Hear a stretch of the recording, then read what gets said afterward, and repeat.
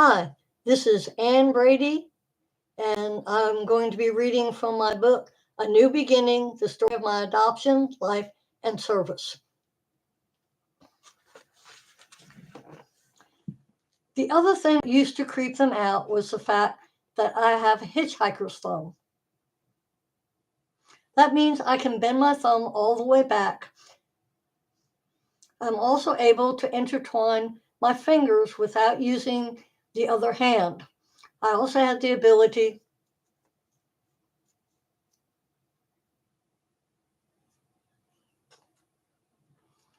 to sit on the floor with my legs crossed, with my arms folded across my chest. I would be able to stand up from a sitting position without the use of my arms and hands.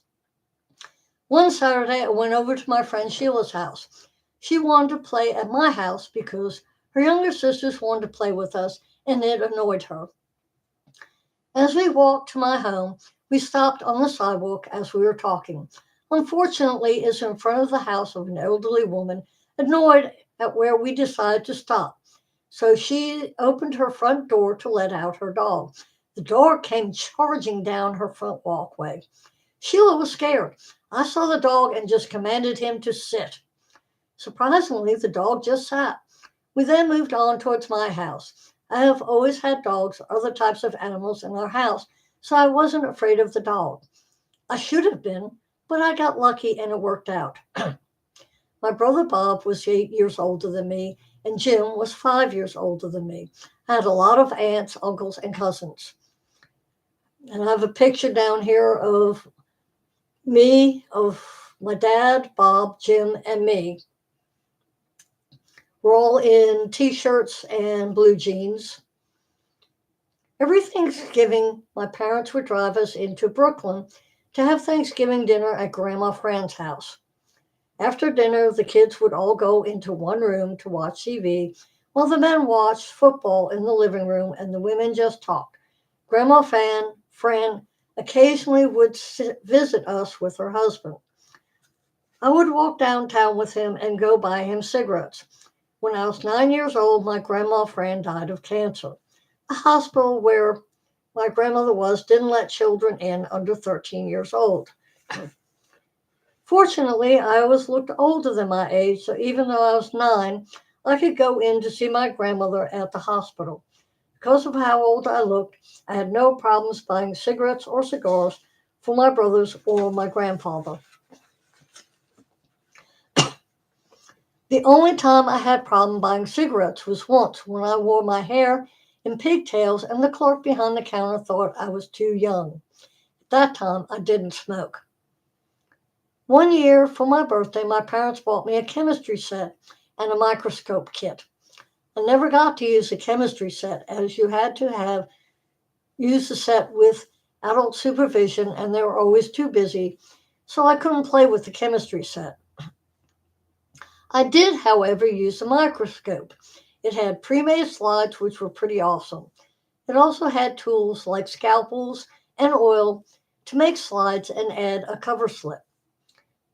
My dad had two brothers, Bill and Wally, and a sister, Fran.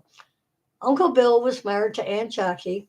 Aunt Fran was married to Uncle Vinny, and Uncle Wally was married to Aunt Joan. My mom had three brothers, Warren, Tommy, and Richie.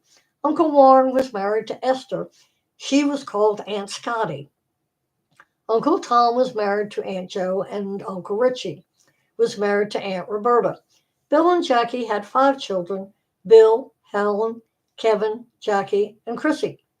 Fran and Vinny had seven children: Vinny, Franny, Tom, Ed, Brian, Frank, and Mary. Wally and Joan had four children: Kathy, Wally, Patty, and John. He was called John John. Warren and Scotty had four sons: Warren, Kenny, Donnie, and Jack. Tommy and Joe had six children: Tommy, Kathy, Terry, Eileen, Chris, and Carolyn. Eileen's nickname was Frank, short for Francis. Rich and Roberta had Lauren. Also on my mom's side of the family was a wonderful and salty woman, Aunt Anne.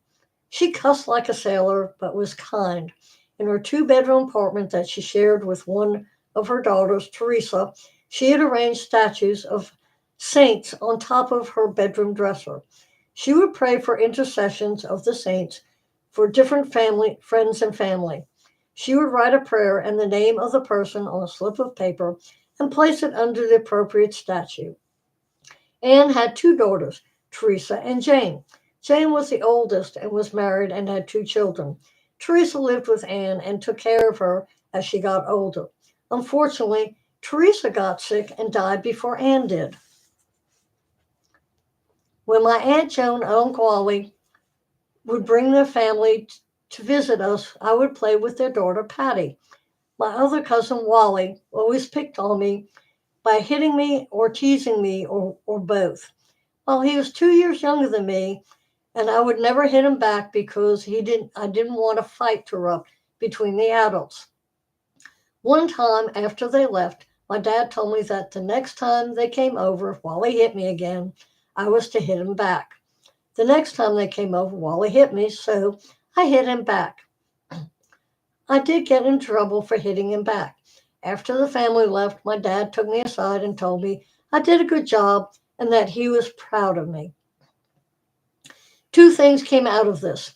One was that Wally never hit me again, but his sister Patty would never play with me again because she was mad at me for hitting her brother.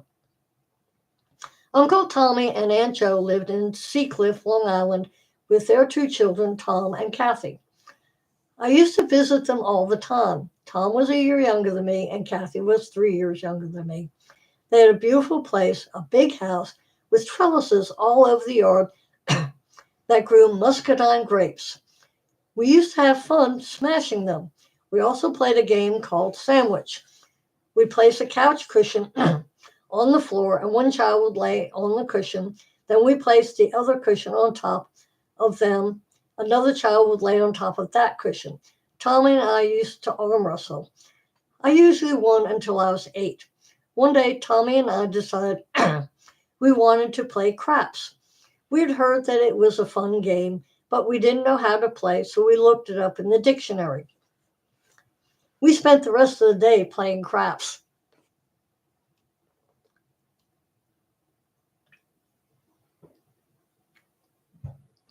Uncle Richie and Roberta lived in Brooklyn and often came to visit us. Whenever they came, they always brought a dozen donuts, a game for me, and a present for Graham. Uncle Richie and I would play whatever game he brought when he visited until they left. He brought games like the Beverly Hillbillies and the dating game. Uncle Richie and Roberta had a black Labrador retriever called Stumbles. I remember one weekend that I went to stay over at Uncle Richie and Aunt Roberta's apartment in Brooklyn. It was a lot of fun, and on Sunday morning, before I went home, Roberta made lox and bagels. I really enjoyed the meal as it was something different and tasted great. My brother Bob used to take me trick-or-treating when I was young. I remember one time we stopped at this elderly man's house because he had his lights on, so we figured it was okay. He was a grumpy old man and threw an apple in my bag. When we got home, Bob threw the apple away because he was afraid the old man had poisoned it. When Jim was in high school, he had to sell raffle tickets for the school one year, so he took me along with him. He figured, being as I was female, little, and cute, that I would have a better time of selling the raffle tickets than a teenage high schooler. He would send me up to the door while he stood on the sidewalk. He did sell a lot of tickets that day. One summer, my parents went on vacation and had me stay with parents of a friend of mine for about a week. For that week, Diane and I spent a lot of time over at her house. Unfortunately, when school started, she did not want the friends to be friends anymore. She didn't want to walk home with me, and when she saw me, she would ignore me. When I got to talk to her and asked her why she ignored me, Diane said she didn't want to be friends anymore. Diane said that she had new friends and couldn't be friends with me anymore. In early September 1964, my dad decided to take down the screens and put the storm windows on the outside. The following morning, I woke up unable to see. turns out that during the night, mosquitoes had bitten me on my face and around the eyes. The mosquitoes entered while my father was replacing the screens with storm windows. I had to go to the doctor and was out of school for 2 weeks. I was on antihistamines for 2 weeks because my eyes had swollen shut. Later that year, Bob brought me the race sheet from our newspaper, Newsday. He told me to pick a horse and give him $2. I looked at the races and picked a horse whose name I liked to win. And I gave Bob the name, which race, and to win, and gave him $2. I forgot all about it by the time I went to bed. The next morning, I woke up and found a $10 bill under my pillow. It took me a while to figure out my horse had won. After that, I started watching the horse races on TV on channel WGN. I've always loved watching horse races, hockey, and football.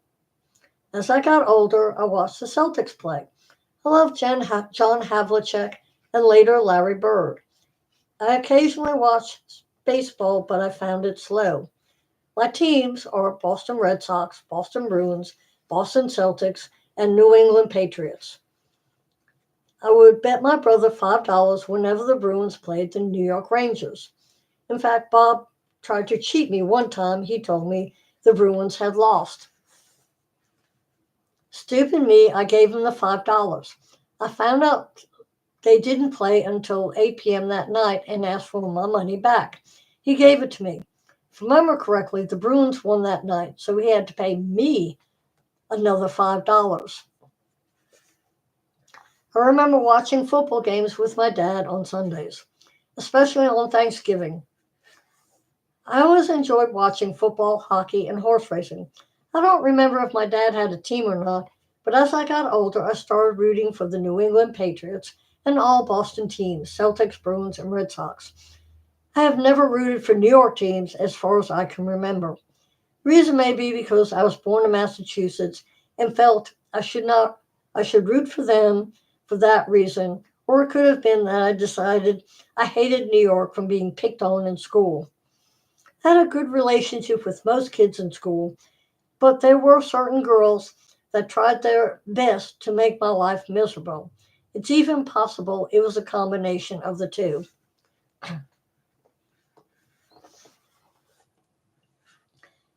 Jim was born with an extra foot bone in each foot. He had to have surgery to remove the bones from both feet. Jim was also what you call a sun worshiper. He believed that you had to get burnt first before you started your tan. It was summer when Jim had the bones removed. Jim had a cast on both feet going up to his calves. My parents had to carry from the house to the Chase Lounge in the backyard so he could sun himself. They had placed plastic bags over the casts so that they wouldn't get dirty. Our community had a town pool. It was within walking distance of our house, and I spent most of my time during the summer at the pool. As I got older, I took swimming lessons, then diving lessons, and even classes in synchronized swimming. Back in those days, if I got really sick, our family doctor made house calls. The first time I went to the dentist, he placed his instruments on a tray and showed me each one and explained the machines also. When he used his mirror to look at my teeth, he would give me a long mirror and show me how to hold it so I could see what he saw when he looked in his mirror at my teeth. He explained what he was looking at. I always enjoyed going to the dentist when I was little. One of the nice things about being in 4-H was during the summer, the Cooperative Extension would offer classes in things like sewing, woodworking, glass staining, and etching. While the other girls took sewing, I took woodworking, where I made a birdhouse, glass staining and etching, where I learned how to etch glass. I also took a class on how to make pins using metal and a type of plastic goop that when it dried, you could paint. I thoroughly enjoyed myself. One year, our 4-H group raised money to go to Washington, D.C. We were told by the 4-H leaders we had to wear skirts for the whole trip. Some of the girls told me that the leaders said they would be all right if we wore culottes as long as they didn't look like shorts. I told my mom that because I didn't want to wear a skirt the whole trip. The trip was fun. We left on a steam train going from New York City to Washington, D.C. We went to the White House, the Jefferson Memorial, and to a lot of other wonderful sights. When we got back home, my mom was mad at me because she said I lied to her. I told her I didn't lie to her, but told her what the girls had told me about culottes.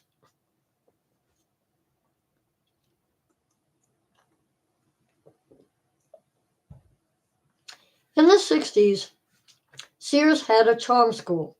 My mother enrolled me in the charm school. I thoroughly enjoyed it. At the start of the class, we were given a 3-ring binder with all the course material. The class was about 5 weeks long. We were taught how to walk and put on makeup. 2 weeks before graduation, we were given a task of designing clothes. We were supposed to produce our own ideas and draw them. I thoroughly enjoyed doing that.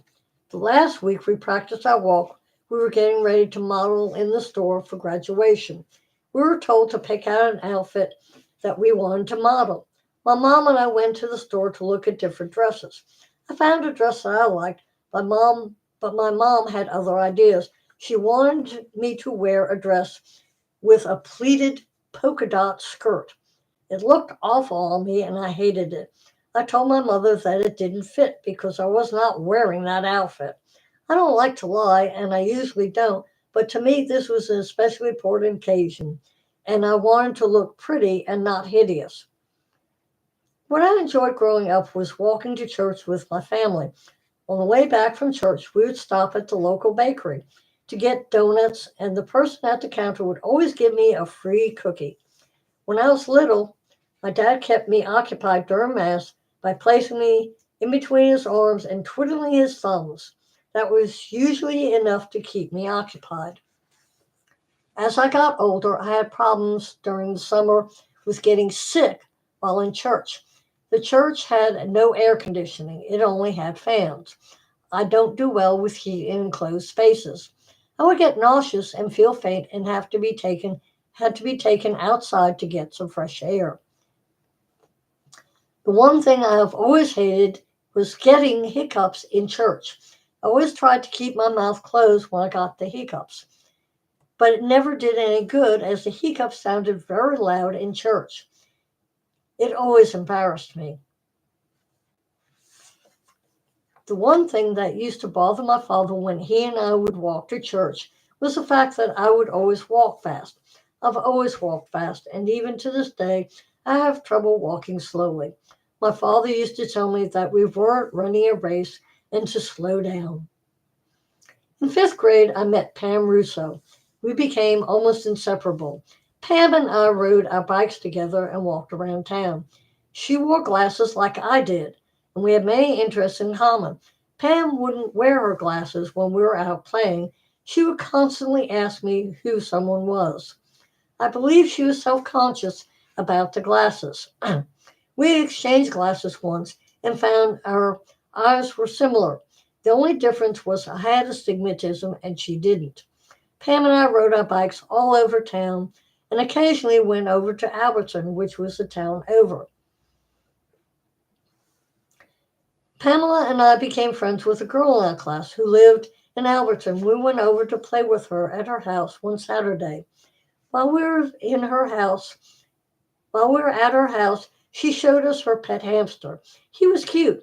While we were there, her father came into the room and brought his dog. He then took the hamster out of the cage and put it on the floor in front of the dog. Our friend was panicking that the dog would eat the hamster. Father kept trying to convince her that nothing would happen, and he started laughing. Pam and I left shortly after that, and when we got home, we decided we wouldn't go back there again because we thought that was very strange and the father was being mean to his daughter. Pam's parents were very nice people, and they had a white poodle.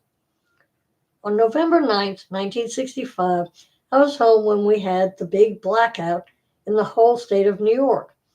The lights were out for hours. Fortunately, we had flashlights. When the electricity finally came back on, we were able to watch the news to find out what happened. I wrote about the blackout in my diary, and I think that's enough for today. And I would love for you to buy my book, A New Beginning, the story of my adoption, life, and service. Like I said, there are links to Amazon.com where you can buy my book at Amazon.com. And please buy my book. I would appreciate it. Y'all have a nice day, and thank you very much for listening to me.